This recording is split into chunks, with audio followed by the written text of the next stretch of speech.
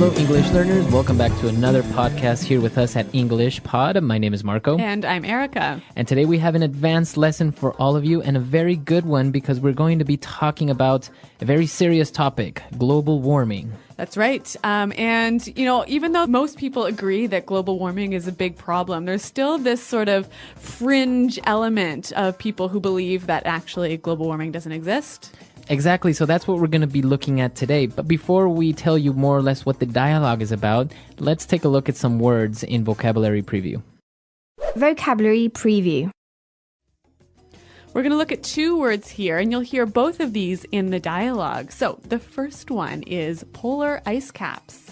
Polar ice caps. Polar ice caps. So when we talk about polar ice caps, polar is... Like the poles. The poles, right? The north and south poles of the Earth. Okay, so the extreme... The top and bottom. The top and bottom of the planet. Yep. Okay, and what about ice caps? So the polar ice caps are masses of ice that live or that exist on the top and the bottom of the world. We have these big chunks of ice that are on the top at the bottom of the planet. Yes, they're there all year round. Okay, so these are the polar ice caps. What about our next word? Well, next word is endangered species. An endangered species. An endangered species. Okay, so endangered species. It's a type of animal that is at risk of completely dying out. Okay, so it's not completely extinct. Right. So there's It's still... in danger. Okay, in danger of. Yeah. So an example of endangered species would be...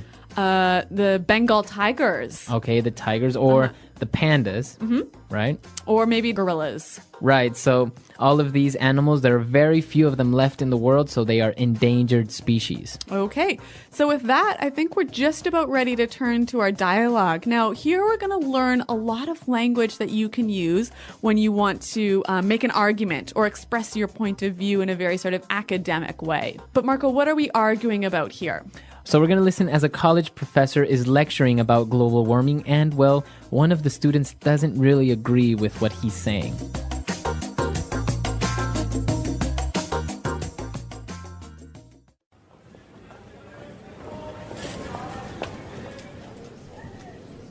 And therefore, global warming is the greatest deception of the early 21st century. Questions? Yeah. In the lecture, you said there's more evidence in the scientific record supporting global cooling? Well, yes. Essentially, the historical record supports a theory of climate cycles.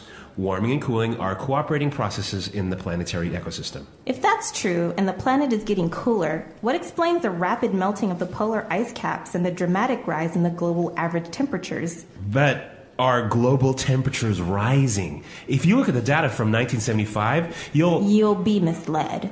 If you were serious, you would look at the record starting in the 1880s. Then you would see how dramatically the Earth's temperature has changed.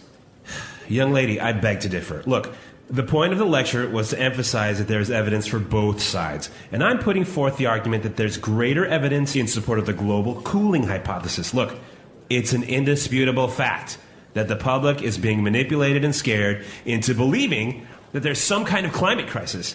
This scaremongering is done quite simply for political reasons. But even without the uncomfortable reality that greenhouse gases like carbon dioxide contribute to global warming, isn't the topic appropriate for politicians to discuss? Not if they want to use your tax dollars and mine to fund completely unnecessary initiatives. Yeah, like conservation, protecting endangered species, and investing in renewable energy. At the very least, you have to concede that this debate has the potential to end our dependence on foreign oil.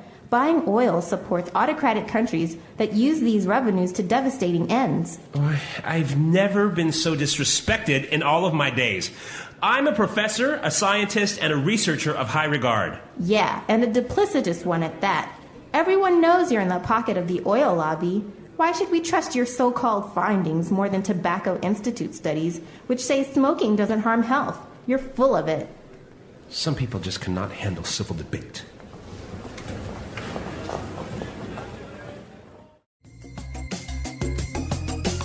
All right, so apparently this college professor is not very truthful in what he's saying, right?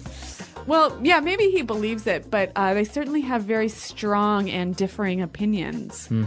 So that's the interesting part, is that we heard a lot of language that she used to argue her point of view. So this is interesting, and we can start now looking at some of this language in Language Takeaway. Language takeaway. So the college professor was arguing against this idea of global warming, and she said, look, it's an indisputable fact. Okay, an indisputable fact. An indisputable fact. Okay, so let's break it down and let's take a look at this word indisputable. You can't argue against it. Okay, so something indisputable is you can't argue with it. And, well, a fact. Something that's true. Okay, so you can't argue with this truth. Piece of information, yeah. All right, indisputable fact. So why don't we give a few examples? It's an indisputable fact that China is the most populous nation on Earth. Okay, exactly. Or it's an indisputable fact that English Pod is the best podcast out there. Indeed, it is indisputable. All right, so indisputable fact. And what about our next word? Well, the student accused the professor of scaremongering. Scaremongering. Scaremongering. Okay, now this is kind of a strange word, scaremongering. Yeah, and I think some examples will help us to understand the meaning a little bit better. Example 1. Software flaws are not the same as virus attacks, and saying otherwise is just scaremongering. Example 2. There's been a lot of scaremongering caused by the rumor that mobile phones cause cancer. Okay, so basically we understand that it's kind of putting fear in people's minds. Yeah, it's sort of like selling fear for your own benefit. Mm-hmm. Okay, so making people afraid for some objective or some purpose. Yeah, and you know, this word reminds me of the word a fishmonger. Okay, a fishmonger, what's that? Which is basically a seller of fish. So a scaremonger is a seller of fear. Okay, interesting. So now we have a way of remembering it. Yes. Scaremongering. All right, and moving on to our next word, we have autocratic. Autocratic. An autocratic country. So an autocratic country is ruled by someone who holds total power. Okay, so we have an autocratic country. So basically we have a leader that rules everything, right? Right. But we can apply it not only to a country, we can say a person is autocratic. Yeah, you could say, I can't stand my boss's autocratic leadership style. Or maybe a company. This company is a very autocratic organization. Okay, very good. And what about our last word? The student accused the professor of being duplicitous. Okay, so she said he is duplicitous. Yes, duplicitous. All right, what does that mean? When you are duplicitous, you have behavior that is dishonest and is designed to trick people. Okay, so you're not a very honest person if you're duplicitous. Yeah, you're telling lies as a means of making people do something or tricking them. Okay, very good. So a duplicitous person or a duplicitous idea, maybe? Mm-hmm. Okay. All right, so these are all the words that we have on language takeaway today. But now let's move on to some very interesting phrases that we can use to put forward some arguments in Fluency Builder. Fluency Builder. Okay, and Marco, you actually just mentioned our first phrase, which is I'm putting forth the argument that. Okay, so putting forth the argument that. Mm-hmm. So if you put forth an argument, you present it. You present it, or you push it towards somebody. Yeah, you give it. Uh-huh.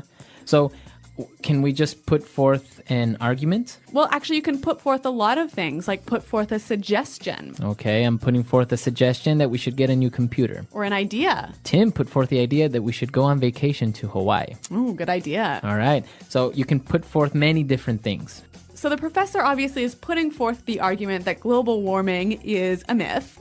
And the student obviously totally disagreed. And she said, you have to concede that. Okay, you have to concede that. You have to concede that. All right, so this word concede, or you have to concede, why don't we listen to some examples before we listen to the meaning? Example 1. I'm sorry, but I can't concede with you on this point. Example 2. Julie conceded that she might have forgotten her sister's birthday. Example 3. Both philosophers conceded that their philosophies have some errors. Okay, so you have to concede that. Basically, you have to agree that this one point in my argument is true. Maybe you're arguing many different points with somebody, but you tell them, well, you have to concede that the earth is round. Okay, so that part I can't argue with. It's really true. Okay, very good. So concede. Now, at the end of the dialogue, the student accused the professor of being in the pocket of the oil lobby. Okay, so he's in the pocket of. To be in the pocket of. All right, so if I have somebody in my pocket, what does that mean? It means basically you're bribing them. Okay, so maybe I have the senator in my pocket. Okay, so obviously you're paying the senator to do what you want. Okay, very good. So it's another way, it's a very informal way of saying I'm bribing somebody or that person is being bribed. That's right. All So right. why don't we move to our final phrase? And the students was talking about the professor's so-called findings. Okay, so your so-called findings. So-called. So this word so-called. You use this word when you want to take away from the importance of an idea. All right, so I use it before a noun, right? Right. So, for example, my so-called friends. Okay, so these friends are not really your friends, maybe. So, yeah, they're friends in name, but they don't act like friends. Okay, so you can say my so-called job. Okay, so maybe you kind of go to work but do nothing all day. Right, or maybe you don't even really like what you do. Right. Right, so my so-called job, my so-called friends, or maybe my so-called teacher. Okay, so this is a bad teacher. Exactly. So we use it a lot with many different nouns, right? That's right. So that's our last phrase for Fluency Builder. Now, I think it'll help us to understand these words and phrases a little bit better, to hear them again in context.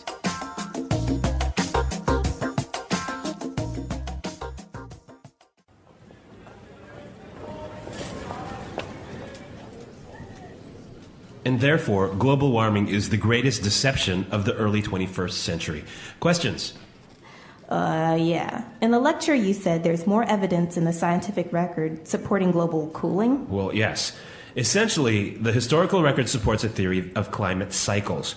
Warming and cooling are cooperating processes in the planetary ecosystem. If that's true, and the planet is getting cooler, what explains the rapid melting of the polar ice caps and the dramatic rise in the global average temperatures? But are global temperatures rising? If you look at the data from 1975, You'll be misled.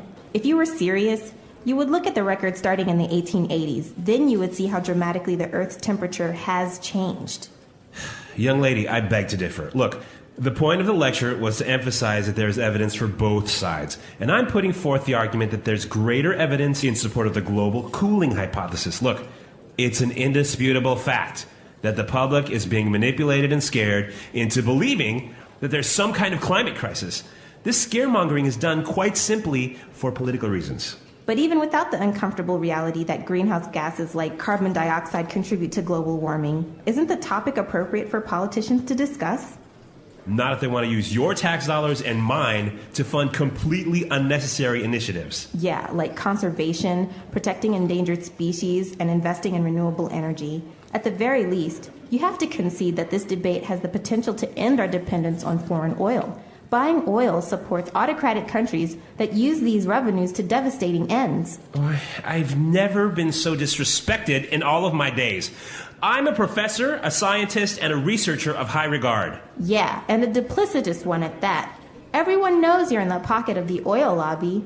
Why should we trust your so-called findings more than Tobacco Institute studies, which say smoking doesn't harm health? You're full of it. Some people just cannot handle civil debate.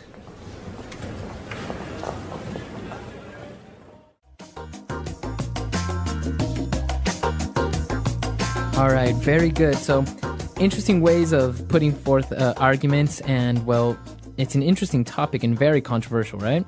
That's right. But what I noticed in this dialogue is that the student was pretty assertive in putting forth her argument and standing up to the teacher. Right. She argued with the teacher a lot, and this is interesting because it's a very cultural aspect, I think, right? Yeah, in North American universities, there is this idea that it's really important to think critically and to argue against different ideas, and to to really speak up when you don't agree with something. Right. So basically, there's this culture of questioning, Yeah, not only yeah. what you're being taught, but you can also question the teacher. You don't actually have to believe everything that the teacher is saying. Exactly. And actually, I think this situation is really interesting. You know, you always go to these lectures and there's always a question and answer period at the end of the lectures. And I think that there's like this group of sort of academically minded people who feel like it's really cool to ask these really difficult questions and engage in arguments with the profs. Yeah, that's really true. But actually, she used a lot of polite language and a lot of polite ways of actually arguing with the professor until the last point when she said, "You're full of it." Yeah, you're full of it. Right? You're full of it. So what's she saying here?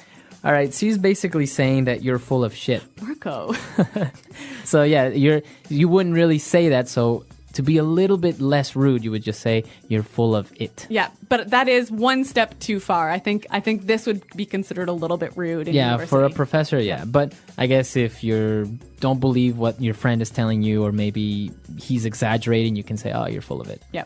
Okay, so some great argumentative language here in this dialogue, but we want to give you an opportunity to try out some of this language. So come to our website at englishpod.com. Right, we are there to answer any questions or doubts, and we'll see you guys there. All right, guys, until next time, goodbye. Bye.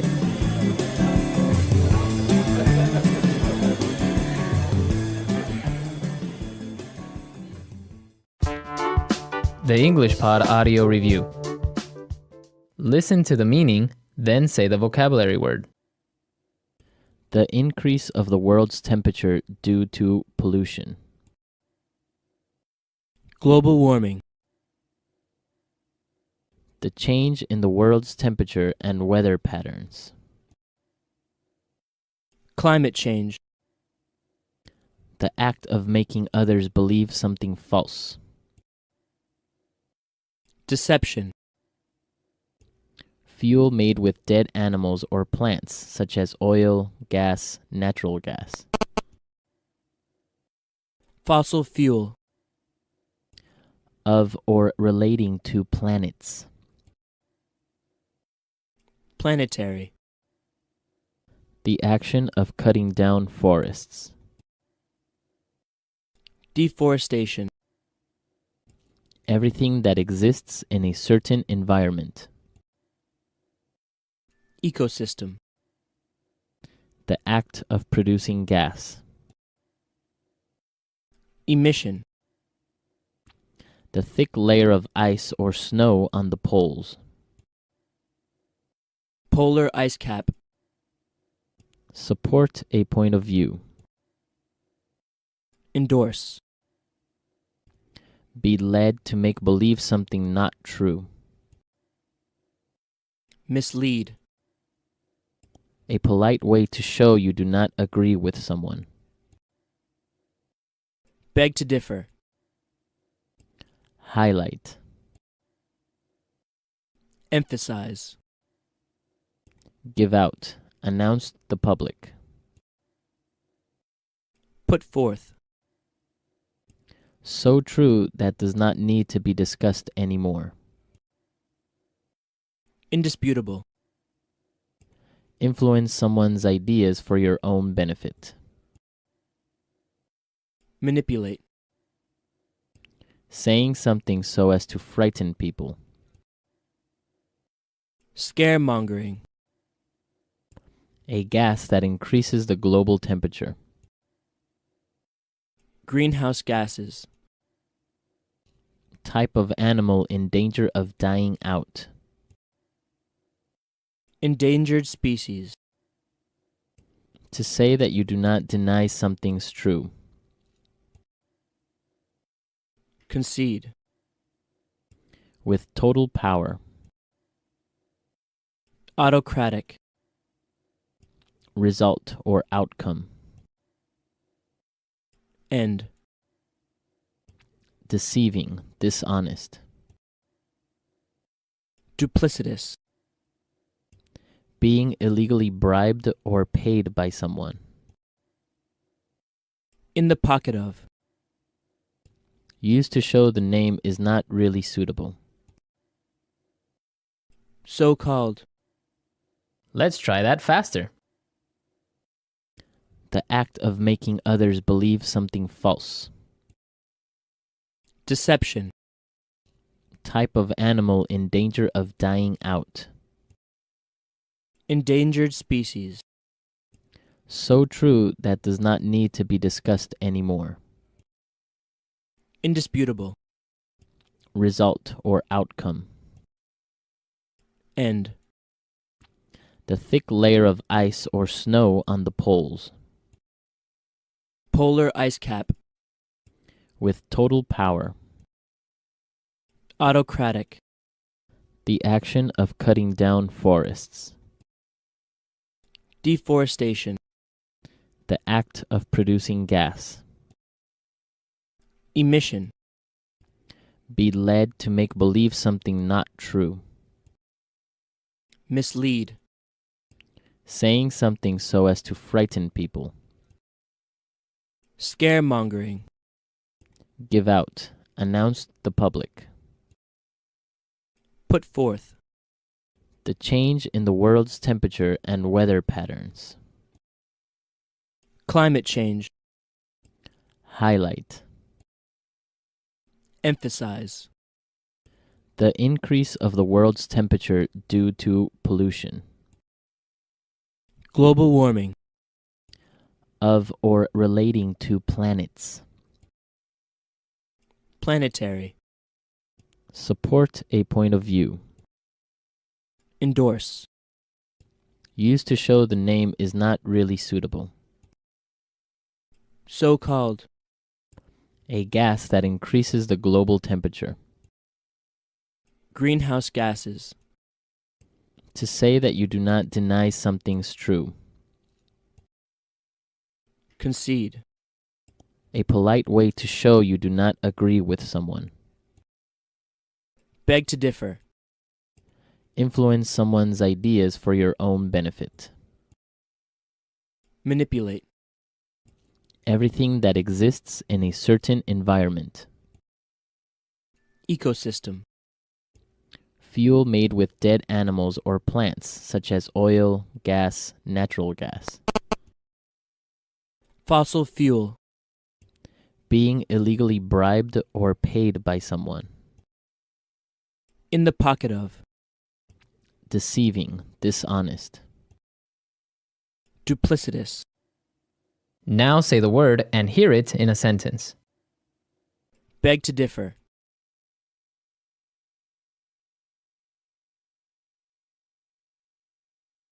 You said money is the most important thing in life, but I beg to differ. In my opinion, the best things in life are free. Beg to differ.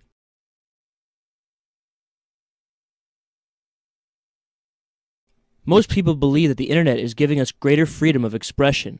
I beg to differ. Beg to differ.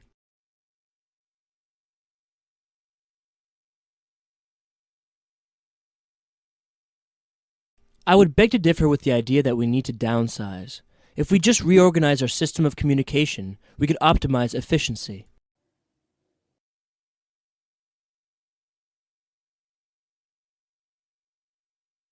I know that you don't believe in raising taxes, but at the very least you have to admit that this is the best way for our government to raise money.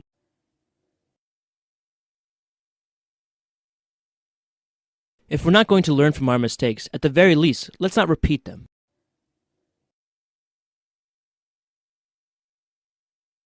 Even if you can't say the whole time, at the very least, show up at the party and say hi. In the pocket of.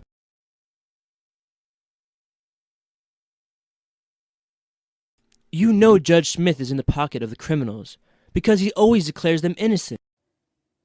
In the pocket of.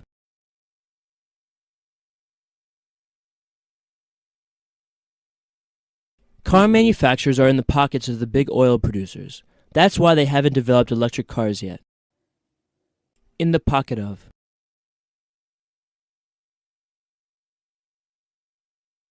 I think the senator is in the pocket of the tobacco industry. He keeps promoting their interests. So-called. My so-called friends are spreading rumors about me. So-called.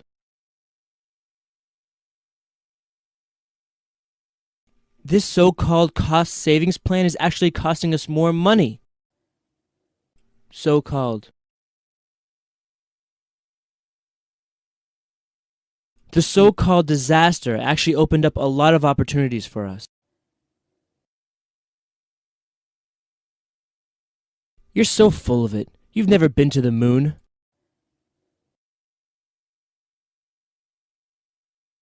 Don't believe a word Tom says. He's full of it.